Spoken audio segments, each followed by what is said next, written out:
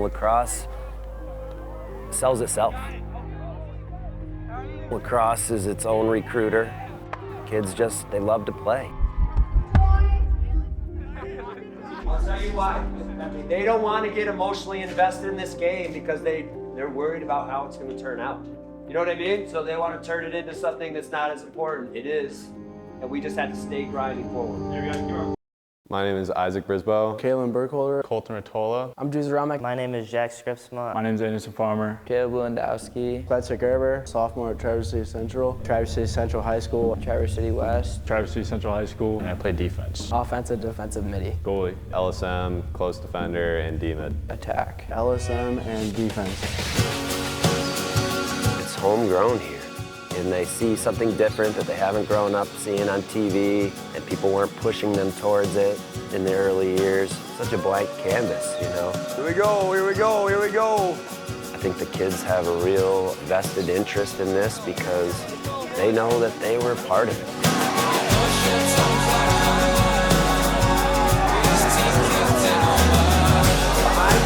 That's the perfect time to convert.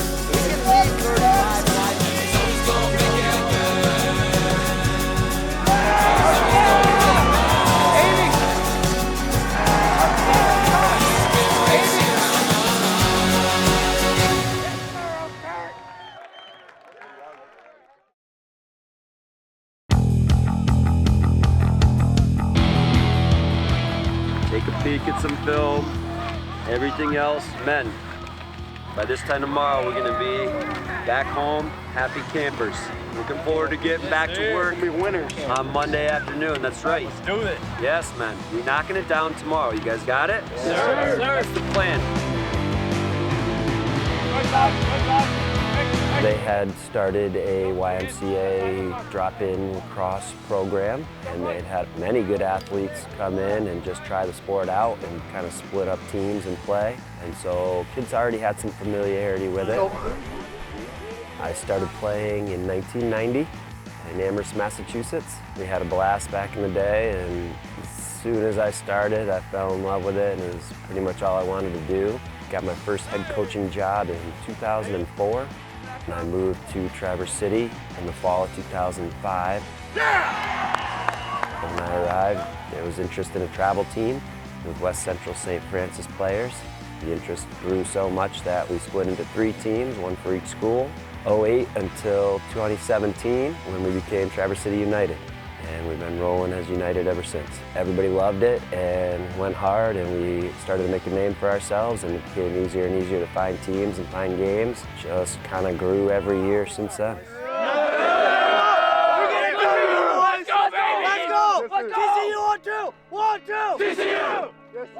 The hurdles. There have been some, nothing we can't overcome. The early season weather, not easy sometimes, but starting in early March, it's hard to play lacrosse when you can't feel your hands. And I would say another hurdle for us is our travel. We're getting on a bus for a minimum of 2 hours, and a lot of times it's 3.5 hours. It's not easy to play a 7 o'clock game in Birmingham, jump back on the bus and get home at 12:30 at night on a Tuesday and get up and go to work and school on Wednesday morning. But that's what we signed up for, so that's what we do. We make the best of it. I had a real good feeling that our team was here to stay right from the rip because we had quality athletes. We had basketball players, hockey players, so it wasn't like we were getting guys that were new to sports.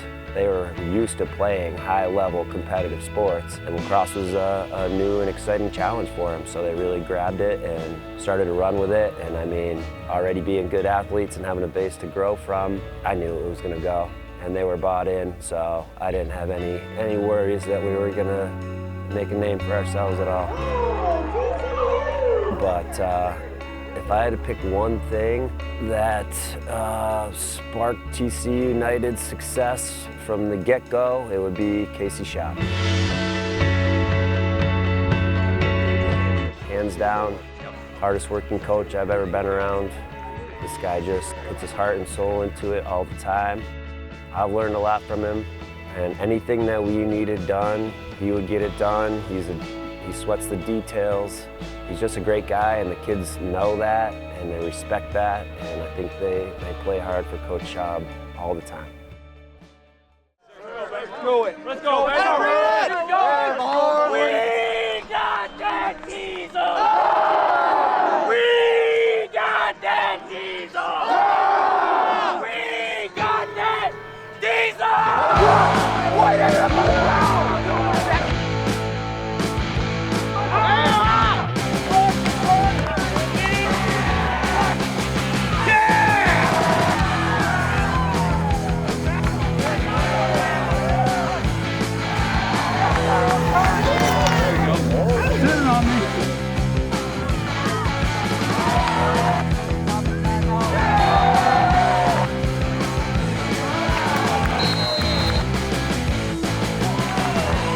Traditionally, lacrosse sometimes gets a little bit of a negative connotation, stemmed from East Coast private school teams.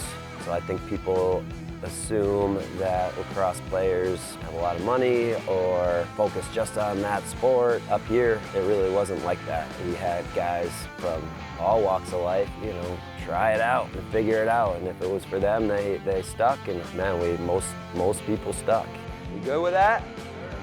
All right, so here's what's gonna happen. I love this Right after team we just leave because here, we're just all defense. friends once we get here. West and Central, we're not very fond of each other outside of lacrosse. So I think once we get here, it's just a bunch of bonding. We kind of just invite anyone in, anyone that wants to play lacrosse, we just kind of roll with it. I think our lacrosse culture is a little different than places that it's been established for years and years and years. We try to get rid of, the individual goals. 1, 2, 1, 3. 1, 2, 1. We ready, man? Look, it's time to go. You only get one shot at tonight. Yeah, we have another game tomorrow, but tonight is your only chance to play Vicksburg at night in front of this crowd. That's it. Nobody has to do anything crazy. We don't need a bunch of hero plays. We don't need anything out of the ordinary. What we need is everyone to play hard all the time. That's what we need. We need the bench organized, ready to go, loud, supportive like we talked about, and ready, focused, understanding what's happening in the game, the temperature of the game. You understand what I'm saying? It's more than the score and the time left. Just a willingness to be coached hard.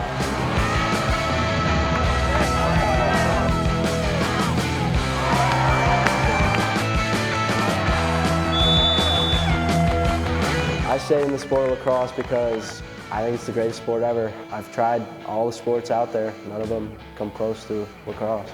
People can have their mindsets on it, but I just see athletes that want to come learn. The lacrosse culture on this team is, I personally think, amazing. The boys, sometimes we just get up to some shenanigans and coach doesn't like it too much, but we're definitely able to be focused when we have to be. Seeing both schools and getting a view from both sides of the town, it's just one big mixing pot of people that just love lacrosse. All right. So men, if you want a streamer, grab a streamer or two, and then go with Kyle or Justin or Brian, OD splits. A lot of the days, you don't see these kids because we go to different schools, but then we all come together at practice. It's a fun culmination of people. The initial bringing together of two rival teams was interesting. I'm coming behind. Honestly, I think the only challenge, I would say, it was the first 2 weeks of the 2018 season. Really quickly, it just turned into everyone wanting to prove themselves.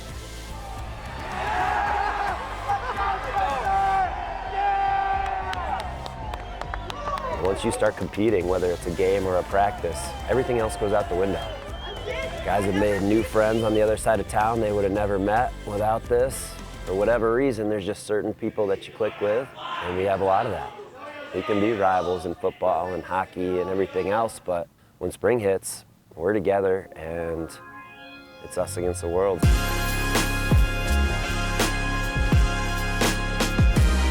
This year's squad, Had to kind of move some guys around, but after 4 or 5 games, I think that we really found a nice combination of guys in different spots.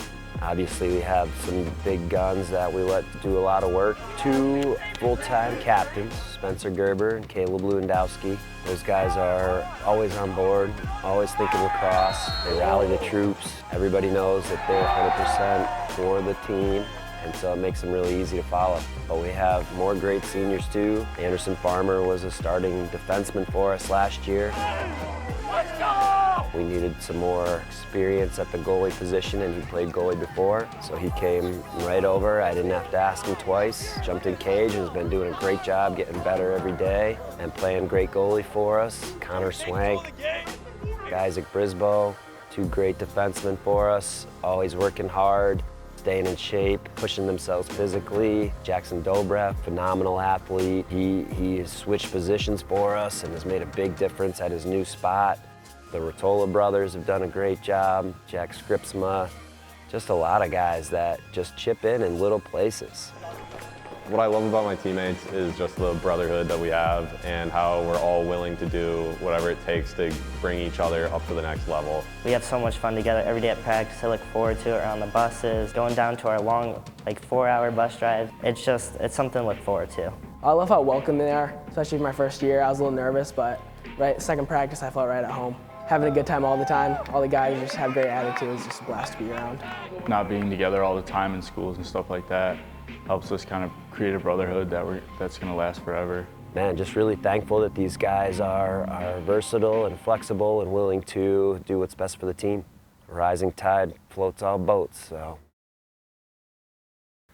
You hear a lot of stories these days about coaching is so hard because of the parents. You know, it's unfortunate, but I know it's a reality in a lot of places. I haven't seen it. I don't get that here.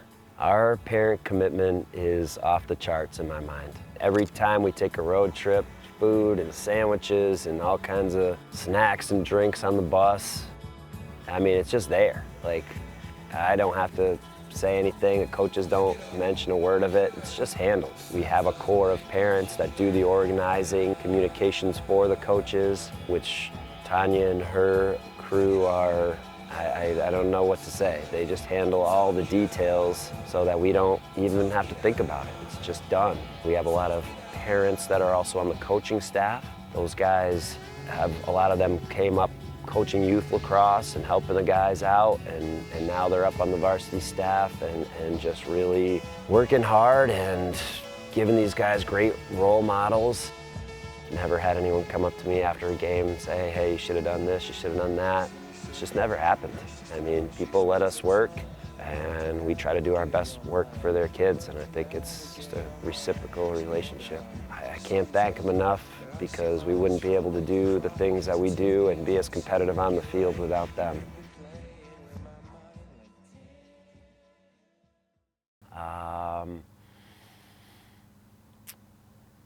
Let's see. So when they decided to let us into the schools, they were very clear up front that every 2 years we'd get reviewed. If we got to the point where we were obviously sustainable and had plenty of numbers, the split would be coming. The goal of a co-op is to develop 2 teams into sustainable programs. So it was always on my radar. When we announced the split decision at last year's banquet, I would say there was shock, just a sense of the unknown. We have kind of wrapped our heads around it to some point now.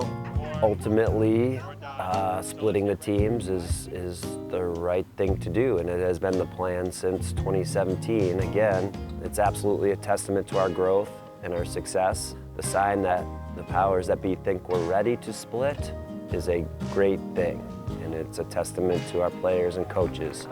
Oh, TCU! Number 10, Logan Oakert! There's definitely a potential rivalry like there is in any sport, Central West. I think the new West Central rivalry that'll form due to the team splitting will be great. A lot more people will come to watch that game. I'm sure there's going to be a lot of hype around it for the first rivalry game, and it's just going to be a great atmosphere to be out there with all the guys we've played with and our own new team. I think the legacy in Traverse City for lacrosse is going to just grow. People are going to look back on the TCU days and just remember when we were all together and just have a love for it from where it birthed. Almost kind of like the pioneers of lacrosse, kind of the middlemen between it transitioning from like a club sport in Traverse City to like a full-on varsity sport at both schools. I know a lot of kids didn't really want to play because it was combined. Once it's like each school, a lot more kids would be drawn to it. I say if you're on the fence, just go for it. I mean, that's what I did, and I just loved it. I mean, as soon as you get out there and meet all the boys and have as much fun as we're having, you'll just love it. You'll fall in love with it. It's bittersweet. It's my first year, and it's a lot of fun hanging out with all these West guys. Kind of gives us a glimpse how our parents felt playing with everyone in Traverse City. But it's definitely overwhelming because you don't want to leave all your West friends behind. There's only so many guys we can have on a practice field at one time. So if we split into two teams, I think there would be more opportunities for new players. Hopefully players that have come up through the youth program and have some familiarity and skills built already. Definitely provide more access, although I think we're giving every guy currently in Traverse City that wants to play lacrosse, they have a great place to come, and the only reason they're talking about a split is because we've done well and we have a lot of guys. When you have 70 guys trying to play lacrosse, that's a good problem to have. So it's kind of just getting in my head. That's all right. Well, that's what they're trying to do, man. Because they're not going to win this game. I know. So I'm just not going to get anything out of it. Yeah, just chill out. Just chill out. The future of lacrosse for me is crystal clear up here. Keep doing what we're doing. We keep developing players into good people, keep that competitive edge, but realize it's about more than the wins and losses. I got the score in the background too. And ultimately, my biggest goal, provide an opportunity for guys to play lacrosse that want to play. It doesn't matter to me what school they go to or whether it has a lacrosse team currently or not. I want to give guys a chance to come out and learn the sport, catch the same bug that I caught. Man, we want to help Petoskey succeed and stay strong. We would like the Sioux and Cadillac for their school boards to let them in and become MHSAA competitors. And we'd like to start new, whether it's a Bay Reps type of situation. You know, there's a lot of schools that have great athletes that are looking for something to do. So in my mind, the ultimate goal is to develop a big North Conference, eventually with West, Central, St. Francis, Petoskey, Cadillac, the Sioux, Elk Rapids, Kalkaska, 6 or 7 teams up north.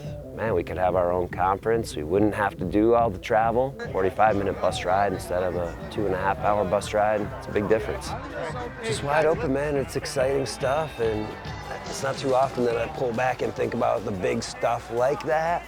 But when I do, or seeing all these youth guys running around in the stands, it's like, wow, man, there's like little kids that want these guys' autographs and stuff like that. So for me, like, I understand the rivalry stuff, I get it, but whether it's a Central West rivalry or any of these other schools that we really want to beat, at the end of the day, in the summer, I'd end up on a summer team or a tryout type of travel team, and like, you meet those guys from other schools that you wanted to destroy a month ago, and then you practice with them for a day or two, and you're like, man, he's just like me. If I went to his school or he went to my school, we'd be thick as thieves.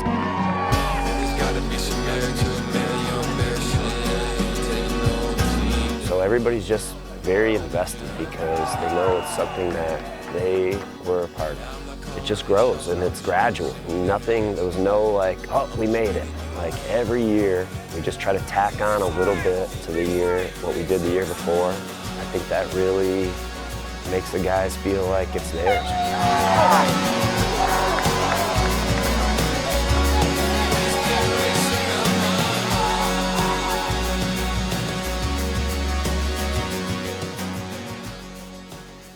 You know, I think Coach Schaub is so grumpy because honestly, I couldn't tell you. I think he was just born like that. There's something wrong with him. To be honest, I think only God knows that one. Why is Coach Schaub so grumpy? I don't know. I mean, I know he's grumpy at me. I always call him Princess, but I think that might be a better question for him. Probably because he knows I could take him in a fight. He doesn't want to admit it, but I don't think he's grumpy. He just knows we have business to take care of. In the back of his mind, he knows that I'm taller than him, but he can't say it out loud. He can't admit it to anybody.